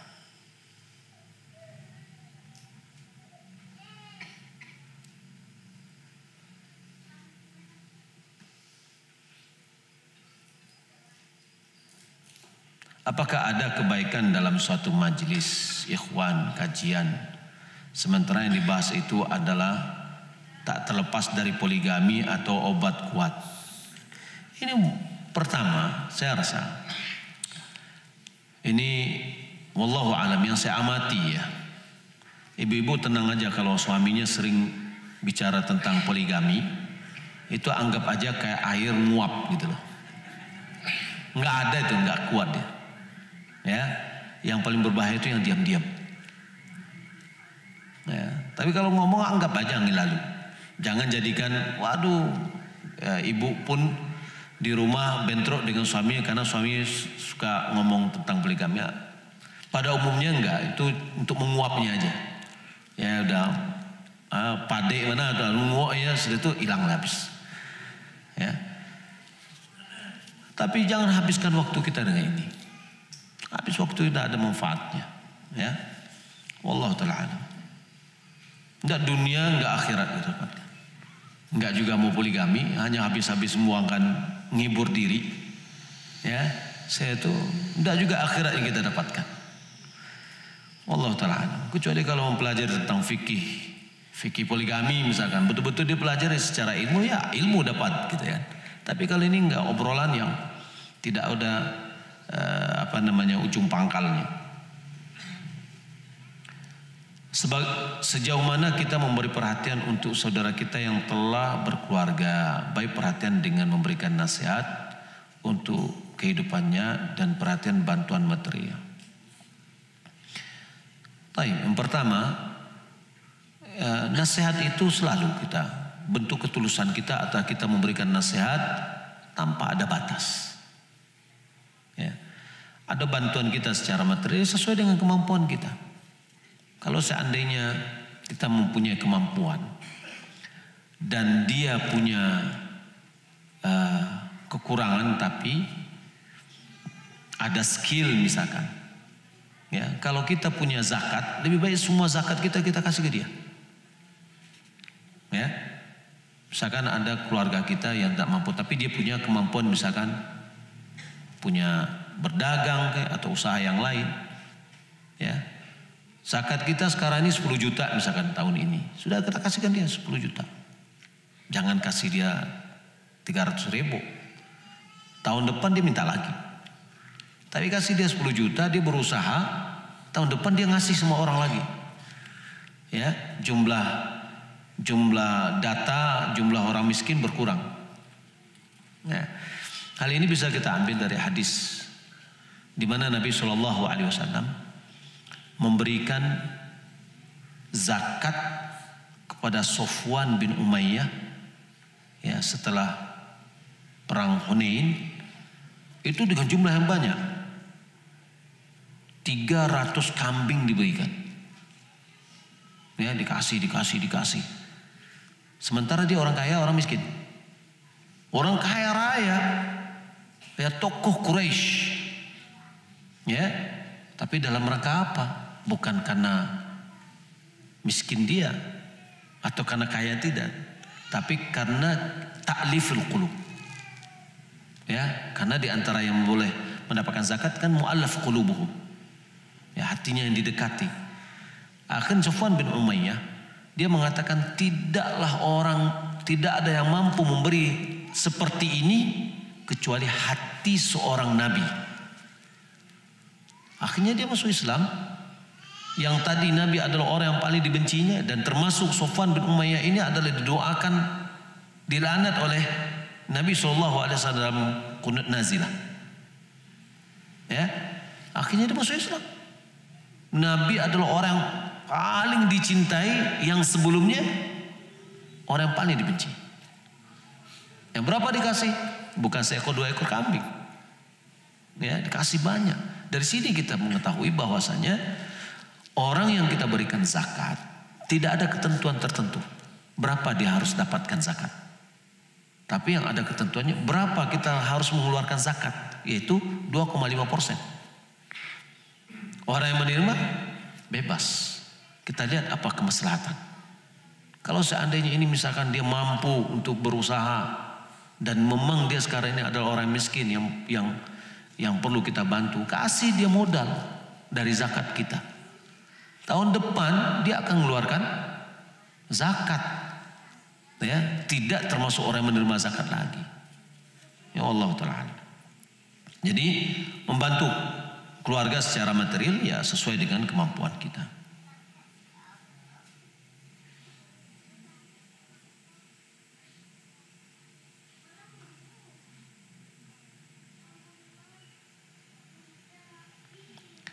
Saya memberi nasihat untuk keponakan perempuan terkait sekolahnya. Dia sering telat pulang dengan berbagai alasan. Namun ternyata ibunya bersikap membela si anak. Apakah saya masih wajib menasihati? Sebagaimana saya katakan tadi. Saya pernah melihat naik kendaraan mobil baru sekarang ini yang agak canggih lah ya. Safety belt kalau nggak kita pakai, dia bunyi terus net sampai kita pakai sila daripada bunyi saja kan. Nah kayak gitu. Kadang-kadang ada orang mau mendengar kita karena sudah malas dengan nasihat kita, ya sudah saya ikut aja lah gitu daripada nasihat apa dia. Ya, artinya dengan cara yang baik, diiring dengan doa. Kemudian orang tuanya atau kakak kita atau adik kita ini kita nasihati. Apa dampaknya gitu loh. Kalau anak perempuan lagi, dia akan bagikan kata orang apa? Galih. Ya. Kalau seandainya rata, saya akan kembali gitu. Nah, jangan sampai dulu terjadi baru kita ngambil. Hendaklah kita melakukan sikap yang baik. Nah, maka ibunya harus kita nasihati juga dampaknya atau apa. Jadi anak kita oke, kita percaya, tapi jangan kita lepas. Harus selalu di bawah pantauan kita.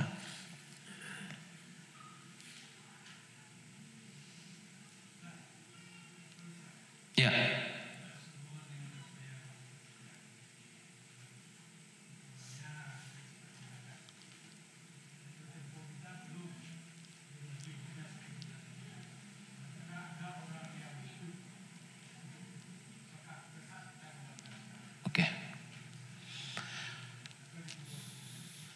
Memberi zakat apabila nisabnya, zakat itu syarat ada 3. Pertama, harta itu sudah nisab. Kemudian istiqrar, yakni kestabilan terhadap harta itu dan kepemilikannya, bahwasanya memang itu milik kita. Kemudian yang ketiga, sampai haulnya, jatuh tempo. Kalau jatuh tempo wajib. Kalau belum jatuh tempo boleh dikeluarkan, tapi dia tidak wajib. Asalkan dia sudah nisab. Kalau belum nisab, tidak ada kewajiban untuk mengeluarkan zakat. Ya. Jadi Bapak bisa mengeluarkannya. Ada orang mau perlu kita kasih dari zakat kita, kita catat. Lalu ketika jatuh tempo berapa harta kita bisa kurangi berapa kewajiban kita mengeluarkan zakat, maka kita keluarkan dari apa yang sudah kita keluarkan dari tahun yang berjalan. Ya, wallahu taala a'lam.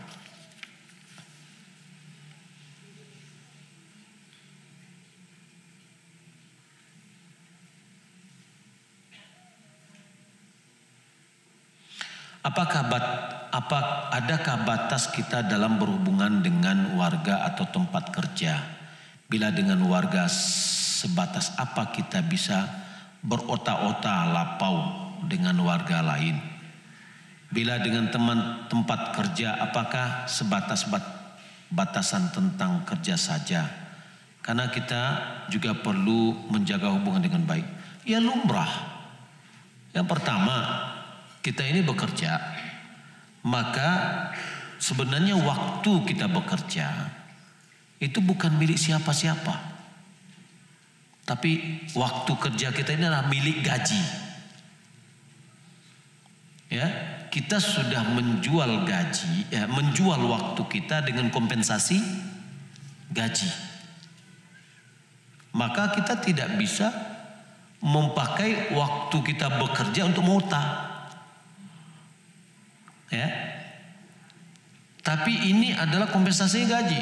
Kalau mau muta ya udah gajinya kurangin. Tapi ketika sudah keluar dari jam kerja, mau ramah tamah, mau silaturahmi, itu adalah bagian dari bentuk ya adab.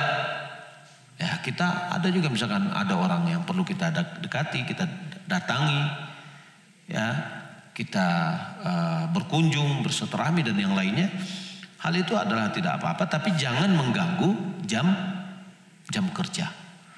Jam kerja itu Syekh Ibnu Utsaimin dia mengatakan ada orang yang bekerja itu dari dua model. Yang pertama lapangan. Biasanya kerja lapangan terkait dengan tugas. Hari ini harus selesai ini, walaupun tidak harus sampai selesai 8 jam. Ya. Yang kedua, kerja di kantor melayani dengan waktu yang telah ditentukan dari awal, ya mulai dari jam 8 sampai jam 4 misalkan.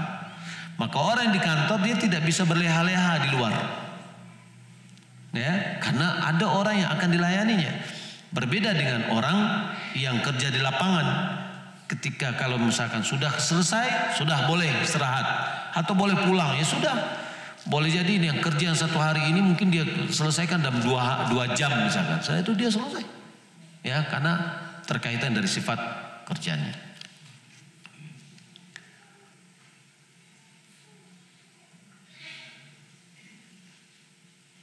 Bagaimana dengan dosa yang dilakukan di tanah haram? Apakah keburukan juga bernilai sesuai kadar dosanya atau berlipat atau dikecualikan? Ya, ini berbeda. Ya, berbeda, pahala dilipat gandakan di situ karena tempat dan dosa juga dilipat gandakan. Ya, karena keagungan tempat itu. Nah, sebagaimana bulan-bulan Muharram juga bulan-bulan haram, bulan-bulan 4 bulan haram itu ya juga karena Allah Subhanahu wa mengatakan wala tadzlimu fihinna anfusakum. Jangan kalian menzalimi diri kalian pada bulan-bulan tersebut. Ya, apakah boleh kita menzalimi diri kita di luar bulan itu? Tidak. Nah, ini menunjukkan bahwa dosa dilakukan pada bulan itu berlipat ganda. Kalau seandainya dosa berlipat ganda, juga pahala berlipat ganda. Begitu juga pada tempat. Bagaimana cara menjaga kualitas keislaman kita agar tetap baik meskipun lingkungan tempat kita menjalankan kehidupan sehari-hari jauh dari tuntunan syariat Islam. Ya, pertama kita adalah untuk diri kita. Ketika kita menjalankan wajib, terkait nggak dengan lingkungan? Tidak. Ketika kita meninggalkan yang haram, terkaitkah dengan lingkungan? Tidak. Semuanya adalah pada diri kita sendiri. Tidak terkait dia dengan lingkungan. Maka dimanapun kita berada, kita insya Allah bisa memperbaiki, ya, menjadikan agama kita lebih baik. Wallahu ta'ala alam. Kita lihat kalau ada pertanyaan.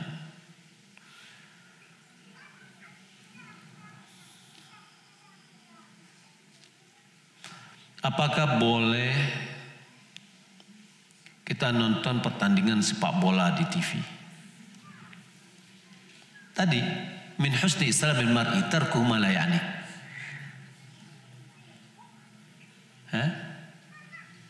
Nonton sepak bola, apa yang kita dapatkan? Hiburan? Ya, oke, hiburan. Mana yang lebih baik hiburannya? Tidur atau bergadang? Kemudian hadis Nabi yang lain, ya, bahwasanya Nabi membenci tidur sebelum Isya dan obrolan setelah Isya. Nah, ini tadi kita sebutkan tuntutan Islamnya gitu loh. Mungkin boleh jadi secara pribadi kita, jika saya tidak mau nonton. Apabila kita tidak nonton karena tuntutan agama kita, maka ini adalah menunjukkan Islam kita baik. Ya, maka ya sesuai dengan apa yang kita pelajari, ya orang yang tentu Islamnya baik, dia akan tinggalkan semua yang tidak bermanfaat bagi dia dalam agamanya. Wallahu ta'ala alam.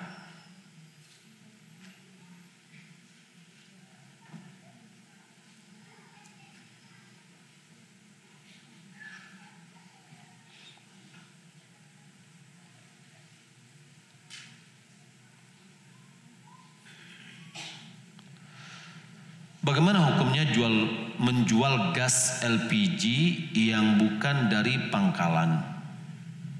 Dengan maksud kita membeli gas di pangkalan dan dijual lagi. Dan sedangkan yang ana tahu gas LPG 3 kilo itu untuk rakyat miskin. Sekarang apakah yang membelinya rakyat miskin?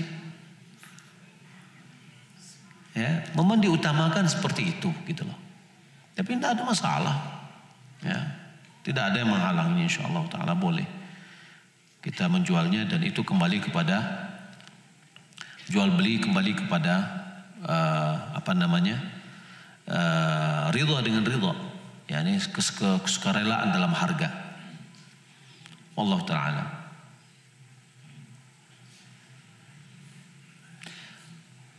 Bagaimana cara mengatasi tetangga yang di sekitar kita suka menghidupkan musik? Dan kita, kalau kita pindah di tempat tinggal kita itu juga sering mengadakan kajian rutin sunnah. Bagaimana caranya Ustaz?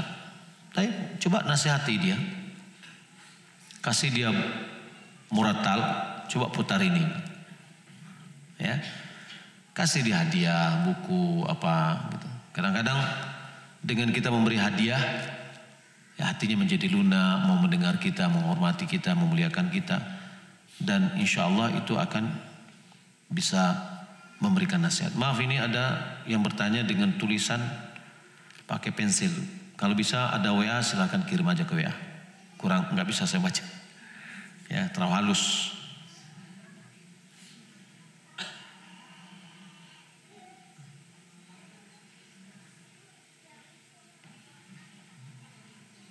Saya bekerja di salah satu lembaga yang bergerak di bidang lingkungan seperti bangunan jalan, ada juga bidang simpan pinjam atau riba.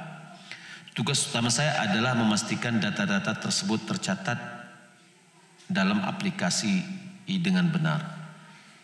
Pertanyaan saya, apakah hukumnya pekerjaan saya tersebut yang berkaitan dengan simpan pinjam tersebut?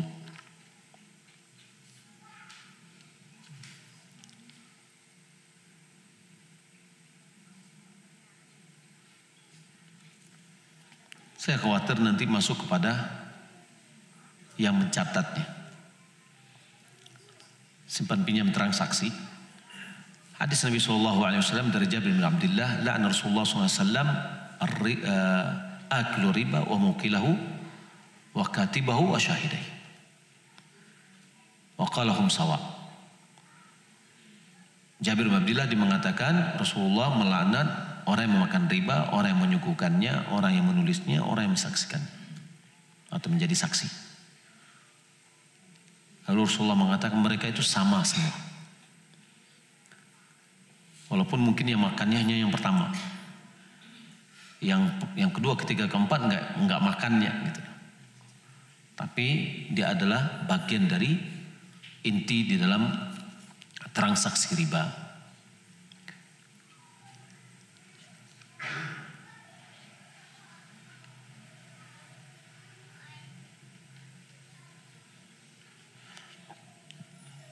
Iya, mau nanya Ustaz, ada sebagian saudara kita di luar sana yang ngaku salaf paling benar.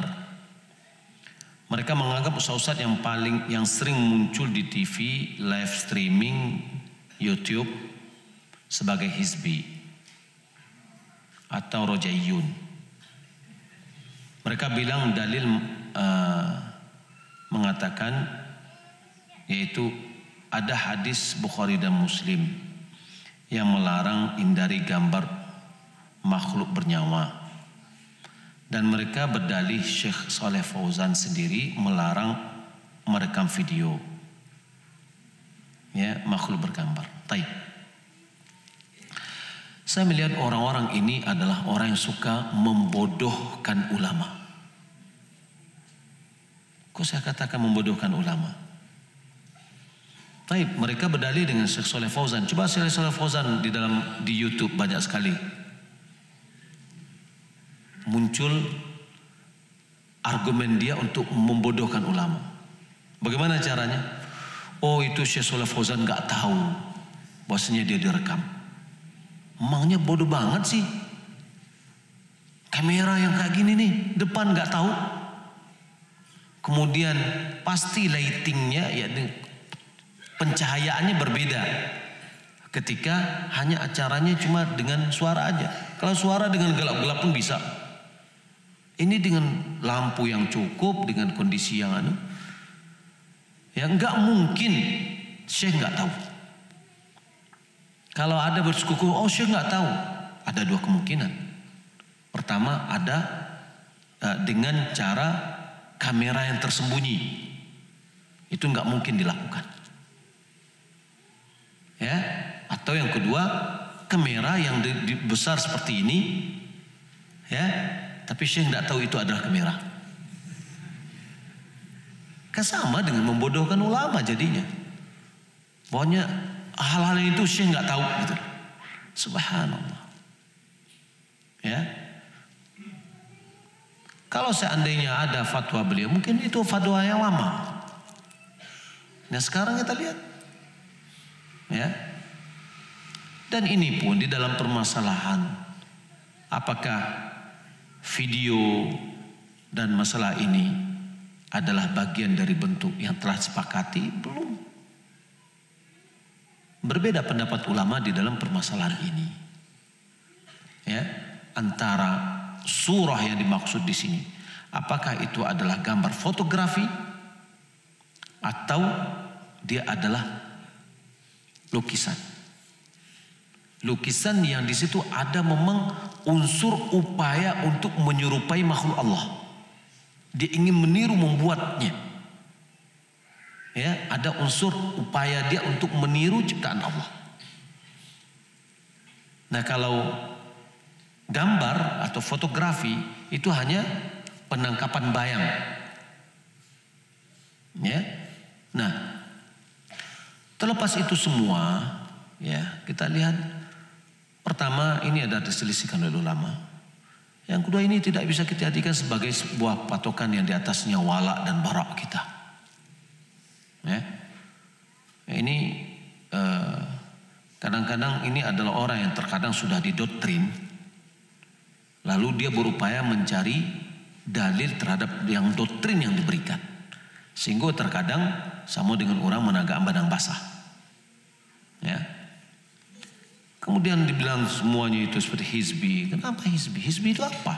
Apa maksudnya hizbi? Ini pertanyaan, apa yang dimaksud dengan hizbi? Hizbi itu adalah pengelompokan diri. Ya, mengelompok dia.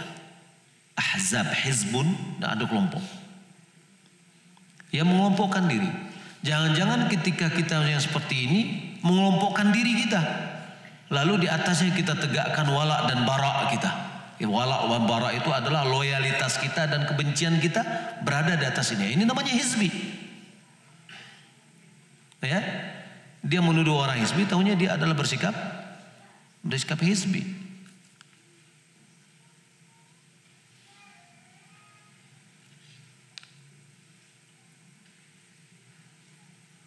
Ya,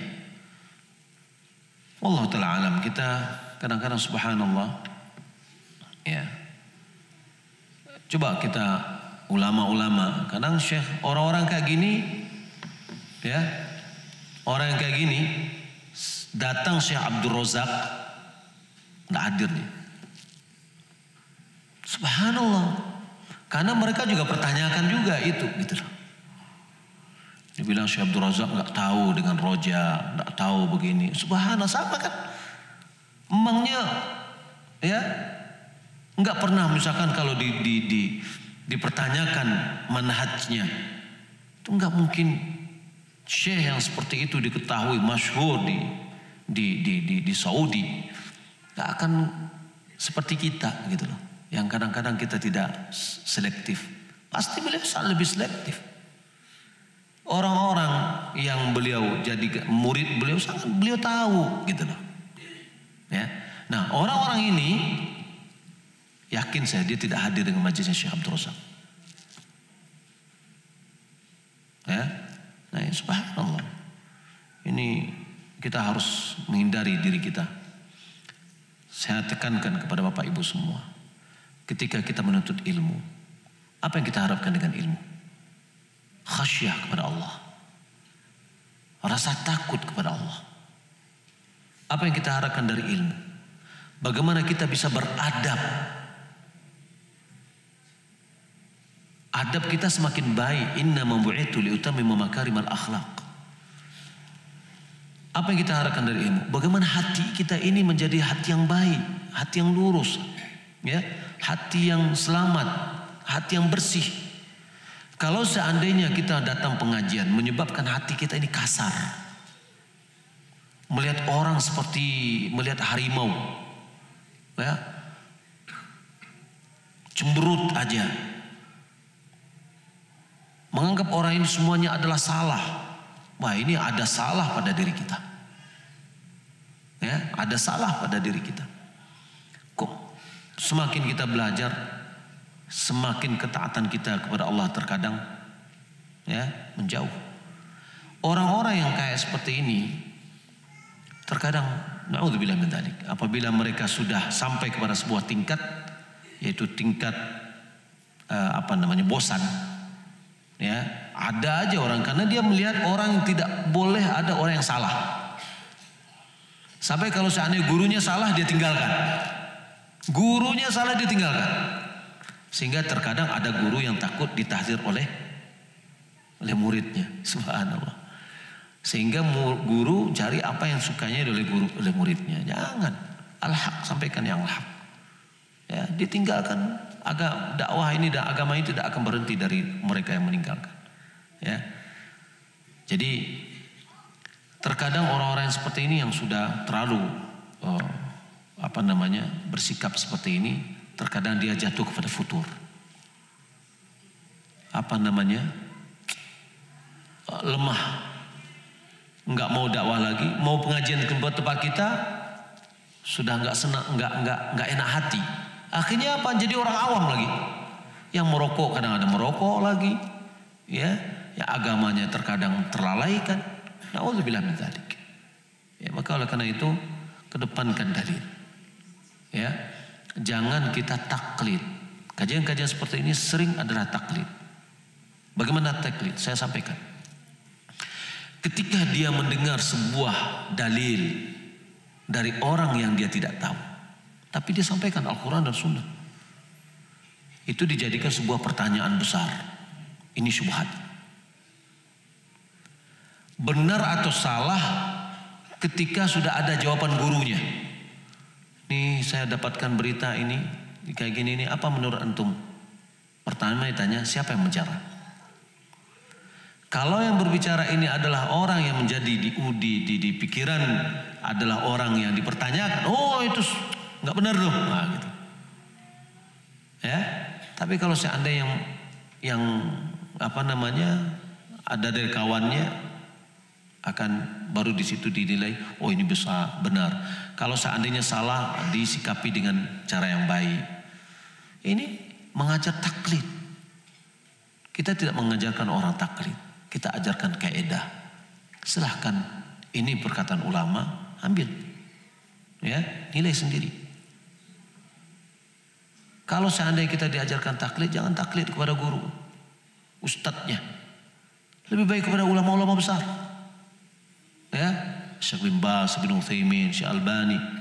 Kalau misalkan taklid kepada mereka, cari ulama dulu lagi. Imam Syafi'i, Imam Ahmad dan yang lain. Kalau seandainya memang kita harus taklid. Kita dalam kajian sering mengatakan jangan taklid, tapi kita ya menjadikan murid kita taklid dengan kita. Nah ini membatasi menuntut ilmu. Imam Syafi'i, Imam Bukhari, gurunya berapa? 1 orang. Lebih dari 1000 orang gurunya. Ya? Nah, kita yang berguru hanya 1 guru, itu menjadikan kita ta'assub, kita menjadikan taklid, dan kita tidak tahu guru kita ini benar atau salah. Maka Sya'bi dia mengatakan, jika engkau ingin mengetahui gurumu salah, tapi kita bukan mencari-cari kesalahan, ya, ada perbandingan. Ya, belajar dengan yang lain. Dari situ kita akan bisa melihat. Kalau seandainya ada keliru, kita harus dengan adab. Ya, guru kita misalkan ada yang salah, saya misalkan ada salah, tegur dengan cara adab. Oh, saya mendapatkan ini cara dalilnya dan seterusnya. Ya, itu adalah nasihat yang baik. Dan saya tidak mengajarkan orang untuk taklid dengan saya. Kalau saya ada salah, sampaikan. Ya, ini dari perkataan ulama seperti ini, itu yang lebih baik. Tapi kalau didiamkan, ustadz tidak dinasihati, tidak anukan, maka dia akan ya tetap terjerumus dalam kesalahan. Wallahu ta'ala alam. Baik, ini terakhir.